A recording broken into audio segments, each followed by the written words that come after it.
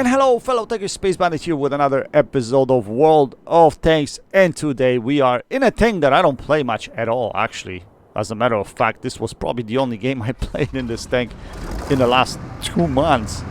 But I used to play this tank a little bit in the past, but I always considered it overpowered. And because I considered it overpowered, I never played it. So through the years, this tank got buffed, got nerfed, and all that kind of stuff. It's still a pretty decent and relatively nice tank to play, especially, you know, if you're into light tanks. I think even though this tank is a medium tank, it's still a very nice tank to play. It plays mostly like a light tank. It has pretty good camo, and that clip potential is crazy good. Now you're gonna see a lot of mistakes that I make in this game because I don't play autoloaders that much. And I don't really know the reload time of this tank. I never paid attention to it in this game. I didn't know it was over 42 seconds. I'm gonna reload for no particular reason in many cases in this game. But I thought this game was a good example of how not to throw your tank away, how you change positions, especially if you're a very mobile tank. So you relocate and help your team by using your mobility and your clip potential. And I thought these were the things that I did good in this tank, in this game, although there were so many mistakes that I made, and I will point them out to you guys. Anyway, first things first. Because no one went to this flank, and this tank is kind of like a light tank, I decided to come up here and try to spot. I thought to myself, you know what, if I catch some of the opposition isolated, 1v1, this tank is fantastic for 1v1 encounter because you can clip people out, right? That's exactly what you want to do. But then I realized that this object was coming. Object 279, and I'm like, okay, you know what, I'm gonna support him. I'm gonna try to spot what's here, and we spot the Centurion as well as the shed barn over there. So we don't want to overexpose because we don't want to get taken out by a shed barn. RD might be still in play, but I want to be able to take out that Centurion. That Centurion is in no man's land right now. He's isolated, so we should be able to put some shells into him. So we put one into him. Now we're gonna try to put a second one into him, and we bounce off of his track. Yeah, okay, interesting game. So we bounce off of his track. Gonna wait for him to come out. Right there, we're gonna put a shell into him right there. And the way I like to play my autoloaders, again, I don't want to fire blindly. I fire the shells only when I need to, kind of like you know, a regular tank. But here's the mistake. Why am I reloading here? I shouldn't be reloading here, right? Because I didn't know the reload time of this tank. I just jumped into it. I'm like, oh, you know what? I feel like playing BatChat.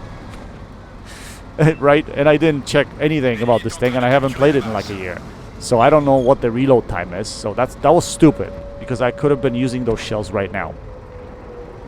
Anyway, in 42 seconds that you have in this tank while it reloads, I think the most important thing is that you can use that time to relocate. So you have to think about those things when you play, right? Anyway, we're gonna wait for these guys to come out. Again, I'm a support tank. I don't want to overexpose. If they overexpose, I'm gonna put shells into them just like that, into the Death Star. He decides to back off. Now this guy is poking out. We're gonna put a shell into him as well, just like that. And now he is gonna back off. And yeah, now we're gonna drop. Now, these guys know that our friendlies have support, so they don't want to overexpose, as you noticed. So we're going to play it really passive. I don't know how many guys are behind there. Plus, well, now I see there's a waffle there. The last thing I want to do is get under the gun of this guy. And there might be still more red tanks on the other side. Anyway, we're going to try to hit this waffle. I don't know how that shot misses, to be honest. That should have been a pen. We're going to line up a shot at the Death Star. We're going to put a shell into him. But now I noticed that he's looking at me. So I'm like, okay, you know what? Last thing I want to do is get annihilated by that guy.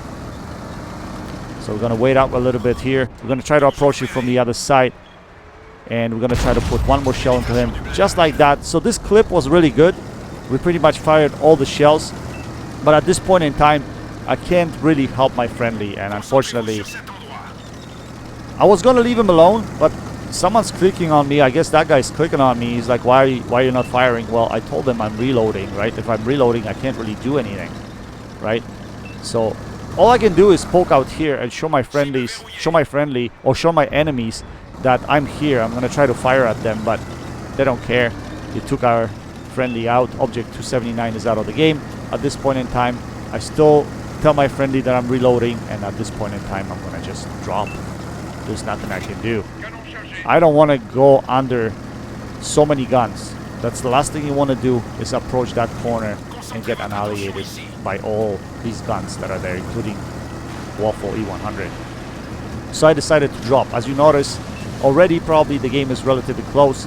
So I'm going to try to play it at a distance now from here and see if these guys overexpose through the middle. And I'm going to try to support my friendlies, because this is an encounter match. Our friendlies are capping, so I was expecting the TDs to come through the middle and try to reset, right? That's what I was thinking. So I was gonna get up on this hill over here and see if I can get any shots into these guys over there. I see that Waffle, but I don't really have a shot at him. And aim time on the BatChat is not the best, as you noticed there. So you really have to aim those shells when you're shooting from a distance. So unfortunately, our friendlies got annihilated and got taken out of the game in the middle. But luckily, the Artie on our team makes a very crucial kill. It takes out the Waffle. Actually, no, the TD, the Su takes out the Waffle, but our Artie takes out the 60 TP, which was pretty good, because right now I have freedom to operate on this map, but there's a bunch of slow tanks right on the opposing team. So I know that there's still Type 5 in the game, and I knew that last position of Type 5 was on this side of the map, so I decided to scoot around to this side of the map. I was thinking, why don't we just take out the Type 5 first, get some damage at the same time, and then we can go back and engage the TDs and the Artie, right? So we're gonna scoot from around behind the castle here. Gonna see if we can spot anybody, and that's exactly what we're gonna do. We're gonna climb up here. Can't spot nothing. Looks like the TD is coming my way, which he's doing a good job. He's actually, at this point, if you have low numbers, you should play together, play off of each other, right? And that's what this TD is gonna do. I spotted this Type 4 here, but I want to make sure that Type 4 is not gonna spot me. So I dropped from behind the hill, because Artie would have been paying attention to me, right? So I dropped behind the hill, so that way he doesn't spot me. But I know where he is right now, so I should be able to poke out here, and I should get his side, because I knew what his position was. And we put one shell into him, put second shell into him, and now that he's pointing his gun towards me, I'm just pretending that I'm gonna run off, right? But I'm just gonna stick around here for a split second. I was just waiting for an Artie shell to come in, to be honest, but nothing showed up. So we're gonna poke out here again. Gonna put a shell into his side of the turret, but unfortunately that doesn't pen. So we're gonna try the top of his turret. We pen one, we bounce the second one, and now we're gonna run off. So I wanted to fake that I'm running off, but I wasn't really running off, and I'm gonna still remain in this position. And because Artie didn't fire at me, I decided to stick around in this position anyway. So we're on a 42-second reload now. We're gonna have to be patient. We're gonna wait it off here. Now again, should I be sitting still in one position? Probably not. But because Artie didn't fire at me earlier, I assume that Artie's paying attention to the TD, RTD. So I'm like, okay, I'm pretty safe over here. I probably don't have to move. That's what I was thinking anyway. So we're gonna wait until the reload completes. Once the reload completes, we should be able to take out the Type 5. Now I switched to Heat because this guy is pretty hard to pen. And yeah, we bounced the first shell. The second shell, we didn't poke out from behind the hill the way we should have. And we hit the hill instead of the tank.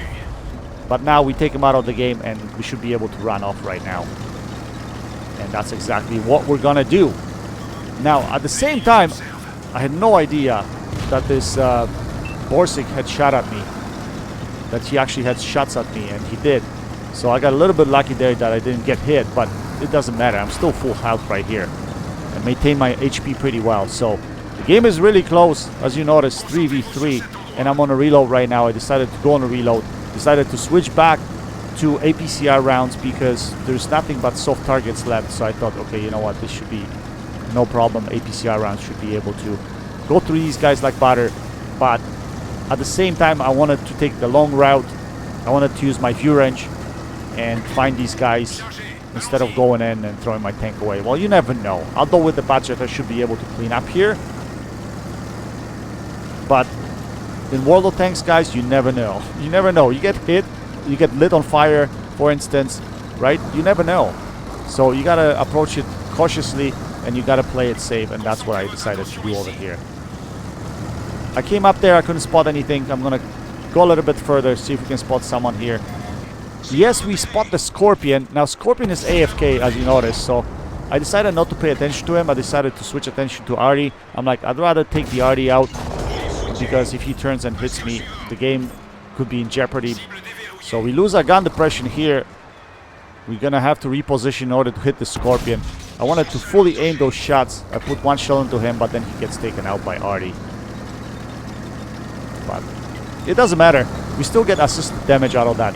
I was a little bit upset that I didn't get all the damage out of the Scorpion, because I spotted him, but still getting spotting damage, so no problem. So the game is pretty much over now. We should be able to win this, but remember, this is encounter. So we have to either cap or we have to find the other guy, right? And we got to take him out of the game. Now, I'm switching to heat here because I don't have enough APCR shells for a full magazine. And that's the reason I'm switching to heat, and not because Borsig is so hard to penetrate, because it's not, right? It's just because I want a full mag. Anyway, my friendlies are doing the right thing. They're trying to cap because, again, it's an encounter. We need to win the game, right? And we don't know where the Borsig is. He ran off somewhere. We have no idea where he is. Now, I have enough mobility. I want to get around the field and find him. I want to take him out of the game for the final kill, plus get additional damage, right? So that's what I'm telling my friendlies. I'm telling them to attack because I was hoping at least one of them can attack and cover the other area of the map, right? So that I'm not the only one looking for this guy. But looks like these guys, my friendlies, are content to take the win, to take the victory. So let them sit on cap, that's fine. What I'm gonna try to do is scoot through the middle of the map, because I realize now, you know, they're gonna cap in 52 seconds. In order for me to cover the entire map, because I'm the only one driving, I'm gonna have to go to the middle, and that's exactly what I'm doing. So that's what I'm gonna do. I'm gonna go to the middle. Now, where is this Borsig? That's a good question. Last he was spotted at was it C5, C6? So he must have went through here to the other side of the map. So he's either setting up somewhere and trying to ambush me or whoever's trying to look for him, or he's just run off, and that's where he is. He doesn't try to win the game. He was trying just to ambush whoever was coming this way. So he tracks me here. I decided to repair. I decided not to fire because I wanted to get closer to him. I want to make sure that I penetrate all my shells. So we put one shell into him. He puts a shell into us, but it doesn't matter because we can unload our clips and we're gonna take him out of the game, just like that. So relatively, actually, it wasn't a very short game. That was one of the longer games that I played, but one of the only games that I've played in the BatChat over the last year, to be honest, guys. And it was a decent one. So let's take a look at the end plates and see how we did. So we managed to put up 5.5k damage with 63,000 credits. We made this tank can make credits, to be honest. It's pretty good credit maker. We finished with class 1 mastery, high caliber metal, 15 penetrating hits, and 3 kills. We finished on top of the team with 1393 base XP and 3 kills. As I mentioned to you guys earlier, we fired 22 shells, had 20 direct hits, and 16 penetrations. Anyway, guys, I hope you enjoyed this video. That's it for now. Until next time, happy tanking, Space Bandit, checking out.